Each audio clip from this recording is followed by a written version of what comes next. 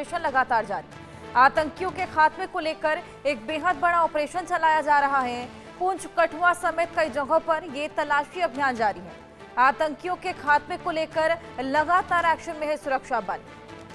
सुरक्षा बलों की तमाम टुकड़ियां जगह जगह मौजूद हैं और इस बेहद बड़े सर्च ऑपरेशन को कंडक्ट कर रही हैं।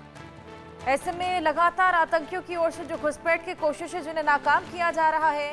पुंछ, कठुआ समेत कई जगहों पर तलाशी अभियान जारी। इनपुट मिलने के बाद से ही जो घुसपैठ की कोशिशें उन पर पैनी नजर रखी जा रही है। इससे पहले भी तमाम घुसपैठ की कोशिशों को नाकाम किया जा चुका है। हथियारों का जखीरा भी कई बार जब्त हुआ। आतंकी अड्डों को ध्वस्त किया गया है। आतंकियों के खात्मे को लेकर, जड़ से आतंकवाद को खत्म करने को लेकर ये बेहद बड़ा एक्शन, बेहद बड़ी कवायदें लगातार सुरक्षा बलों की ओर से की जा रही हैं।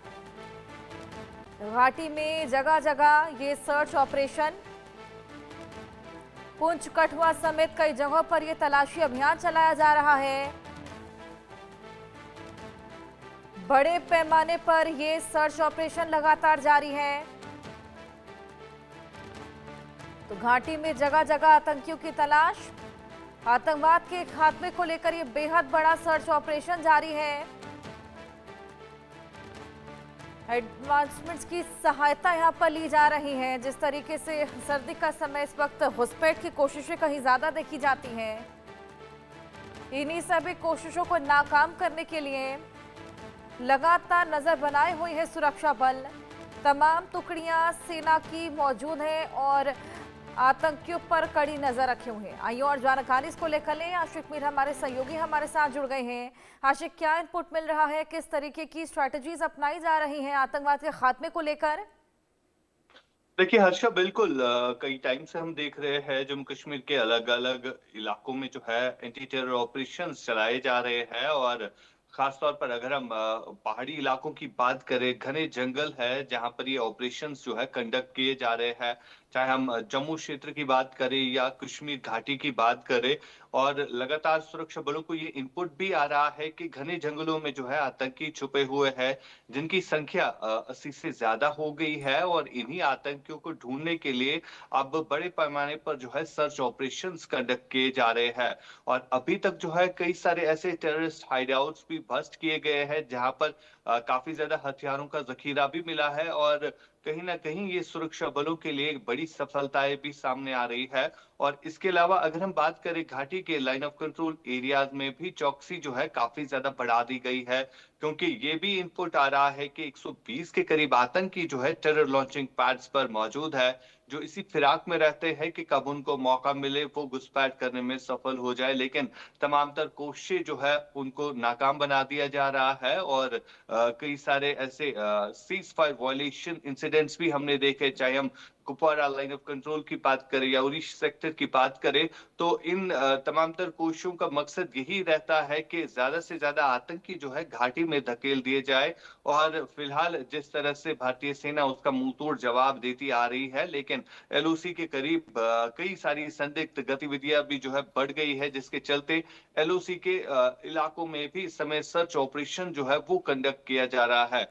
मकसद यही है, जो भी आतंकी संगठन है, चाहे लश्कर है चाहे जैश है, सिर्फ मकसद ये होता है कि घाटी में ज्यादा से ज्यादा आतंकी गतिविधियों को बढ़ाना और यहाँ पर अशांति को जो है फैलाना, जिस तरह से पहलगाम में आतंकी घटना को अंजाम दिया गया था।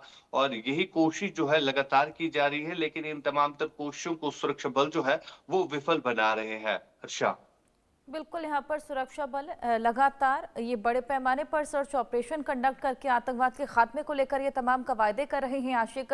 लेकिन हमने देखा है जैसे जैसे सर्दियां बढ़ती हैं, घुसपैठ की कोशिशें भी कहीं ज़्यादा बढ़ जाती हैं, क्योंकि घने कोहरे का सहारा ले लेते हैं ये आतंकी, या फिर बर्फबारी का भी इनको खासा फायदा होता है। इस चैलेंजेस को कैसे फेस करेंगे सुरक्षा बल? क्या स्ट्रैटेजी और क्या टेक्निकल एडवांसमेंट्स की सहायता? देखिए बिल्कुल, जिस तरह का मौसम इस समय घाटी में बना हुआ है, काफी सर्दियां है और सुबह शाम जो है काफी ज्यादा धुंध छाई रहती है। और इसी धुंध का फायदा जो है ये आतंकी ज्यादा से ज्यादा उठाने की कोशिश भी कर रहे हैं। और बर्फ पड़ने से पहले एक स्पेसिफिक टारगेट रहता है इनका, क्योंकि बर्फ के बाद जो है इन्फिल्ट्रेशन नहीं होती है और यही रीजन है कि लगातार इस तरह के प्रयास जो है एलओसी एरियाज में देखने को मिल रहे हैं। लेकिन जिस तरह से सुरक्षा बल जो है एक तो ड्रोन्स का इस्तेमाल किया जाता है एलओसी एरियाज में, और साथ ही साथ थर्मल इमेजिंग और जो आधुनिक हथियार भारतीय सेना के पास आए हैं, तो उनकी मदद से भी कहीं ना कहीं ये इन्फिल्ट्रेशन जो है नहीं होती है, और काफी टेक्निकल एडवांसमेंट जो है वो इस समय एलओसी एरियाज में देखने को मिल रही है।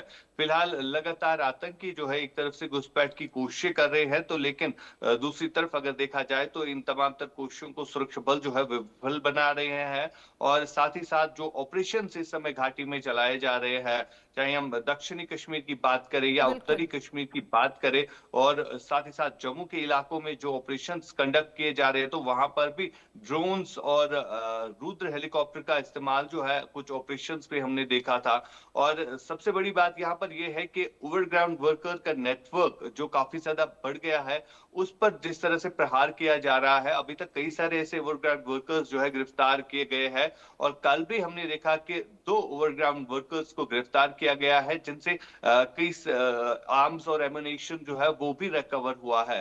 तो यही वजह है कि इन्हीं ओवरग्राउंड वर्कर्स पर जो है, इन्हीं के इनपुट के आधार पर जो है ऑपरेशन इस समय कंडक्ट किए जा रहे हैं। बिल्कुल, आशिक, ये साफ बताता है कि न केवल आतंकवाद को जड़ से खत्म करने को लेकर, लेकिन उसके अलावा जो उनको मदद मुहैया कराते हैं उन पर भी लगातार प्रहार बरसाए जा रहे हैं। बहुत शुक्रिया आपका।